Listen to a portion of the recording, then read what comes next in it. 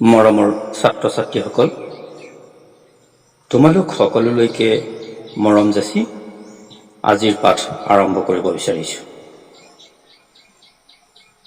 তোমালোকৰ বিজ্ঞান বিষয়ৰ তৃতীয় অধ্যায়ৰ পাঠ হাঁহৰ পৰা কাপোৰলৈ নামৰ পাঠটিৰ প্ৰথম খণ্ডটিত মই তোমালোকক প্ৰাণীৰ আঁহ, ঊণ আৰু পাত সম্পৰ্কে লগতে বিভিন্ন প্ৰজাতিৰ ভেড়াৰ, ছাগলীৰ সম্পৰ্কে পাঠদান আগবঢ়াইছিলোঁ।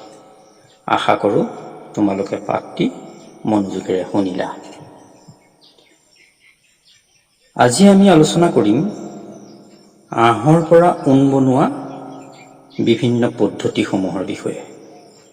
আশা কৰোঁ পাঠটি তোমালোকে মনোযোগেৰে শুনিবা। ছাত্ৰ ছাত্ৰীসকল, পোহনীয়া ভেড়াবোৰৰ ডাঠ আৰু দীঘল নোমবোৰ নিৰ্দিষ্ট সময়ত ঊণ পাবৰ বাবে খুৰাই পেলোৱা হয়।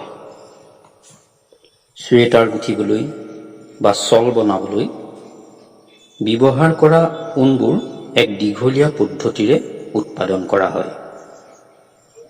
এই পদ্ধতিৰ স্তৰসমূহ হ'ল: প্ৰথম স্তৰটো মুণ্ডন, ইংৰাজীত যাক কোৱা হয় চিয়াৰিং। নোম খুৰাবলৈ ব্যৱহাৰ কৰা খুৰ বা সঁজুলিৰে ভেড়াৰ শৰীৰৰ পৰা পাতল এতৰপ ছালৰ সৈতে নোমবোৰ খুৰাই পেলোৱা পদ্ধতিটোকে মুণ্ডন বুলি কোৱা হয়। এই কাম গৰম বতৰত কৰা হয়, সেইবাবে ৰক্ষাকাৰী আৱৰণৰ অবিহনেও ভেড়াবোৰ জীয়াই থাকিবলৈ সক্ষম হয়। ইয়াৰ উপৰি ছালৰ ওপৰৰ তৰপটো মৃত হোৱাৰ বাবে এনে কাৰ্যই ভেড়াৰ কোনো বিপদত নেপেলায়। দ্বিতীয় স্তৰটোৰ নাম হ'ল স্কাউৰিং। ছালৰ সৈতে খুৰাই লোৱা নোমবোৰ চৌবাচাত ভালদৰে ধুই তেল বা ময়লাবোৰ পৰিষ্কাৰ কৰা হয়। এনে পদ্ধতিটোকে নিৰ্ঘৰ্ষণ বা পৰিষ্কাৰকৰণ বা স্কাউৰিং বুলি কোৱা হয়। আঁহৰ পৰা ঊণ বনোৱা তৃতীয় পদ্ধতিটোৰ নাম হ'ল বৰ্গীকৰণ, যাক ইংৰাজীত কোৱা হয় ছৰ্টিং। এই পদ্ধতিত নোম থকা ছালবোৰ কাৰখানালৈ পঠোৱা হয়। নোমবোৰ ভিন্ন ভিন্ন মসৃণতাৰ ওপৰত ভিত্তি কৰি এইবোৰক পৃথক কৰা হয়। চতুৰ্থ স্তৰটো হ'ল বাৰ্চ। এই পদ্ধতিটোত শুং থকা সৰু সৰু ভুগুৰা নোমবোৰ মসৃণ নোমৰ পৰা আঁতৰাই পেলোৱা হয়। এই আঁহবোৰ আকৌ পৰিষ্কাৰ কৰা হয় আৰু শুকুওৱা হয়। এই আঁহৰ পৰাই ঊণ প্ৰস্তুত কৰা হয়। পঞ্চম স্তৰটোৰ নাম হ'ল ৰং কৰা, ইংৰাজীত কোৱা হয় কালাৰিং। যিহেতু ভেড়াৰ নোমবোৰ সাধাৰণতে ক'লা, মুগা বা বগা ৰঙৰ হয়, সেয়ে এইটো স্তৰত নোমবোৰক ৰং কৰা হয়। আঁহৰ পৰা ঊণ বনোৱা অন্তিম স্তৰটো হ'ল ষষ্ঠ স্তৰ। এই স্তৰটোৰ নাম হ'ল ফনিওৱা, ইংৰাজীত কোৱা হয় কম্বিং। এই স্তৰত আঁহবোৰ পোন কৰা হয় বা ফনিওৱা হয় আৰু পকোৱা সূতালৈ ৰূপান্তৰিত কৰা হয়।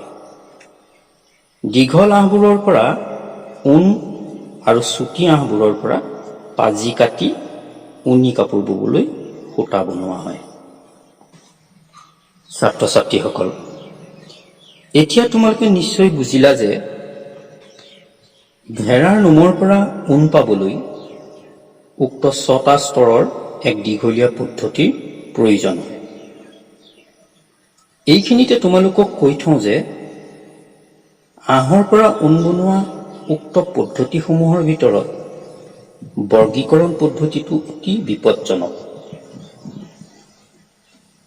এই পদ্ধতিটোৰ সময়তে এনথ্ৰাক্স নামৰ এবিধ মাৰাত্মক বেক্টেৰিয়াৰ দ্বাৰা আক্ৰান্ত হোৱাৰ সম্ভাৱনা থাকে।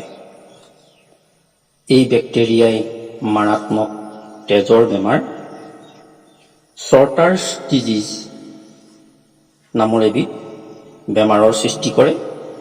গতিকে কাৰখানাত কাম কৰা শ্ৰমিকসকলে এইখিনি সময়ত বৰ সাৱধানতা অৱলম্বন কৰিব লগা হয়। মৰমৰ ছাত্ৰ ছাত্ৰীসকল, আজি আমি এই পাঠটিত আহৰ পৰা ঊণ বনোৱা 6টা পদ্ধতিৰ বিষয়ে বিশদভাৱে আলোচনা কৰিলো। আশা কৰোঁ তোমালোক পাঠটিৰ পৰা উপকৃত হৈছা।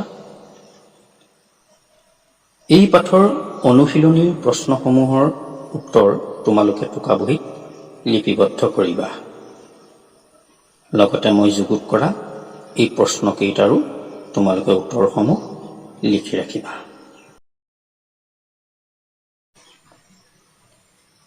প্ৰথম প্ৰশ্নটি হৈছে, আহৰ পৰা ঊণ বনোৱা পদ্ধতি কেইটাৰ নাম লিখা।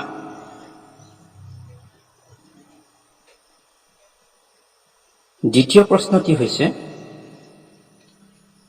স্কাউৰিং পদ্ধতিটোত কি কাৰ্য সমাধা কৰা হয়।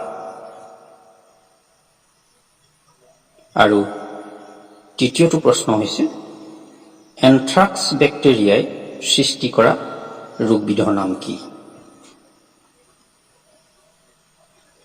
ছাত্ৰ ছাত্ৰীসকল, শেষত তোমালোক সকলোৰে কুশল মংগল কামনা কৰি আজিৰ পাঠ সামৰণি মাৰিলো। ধন্যবাদ।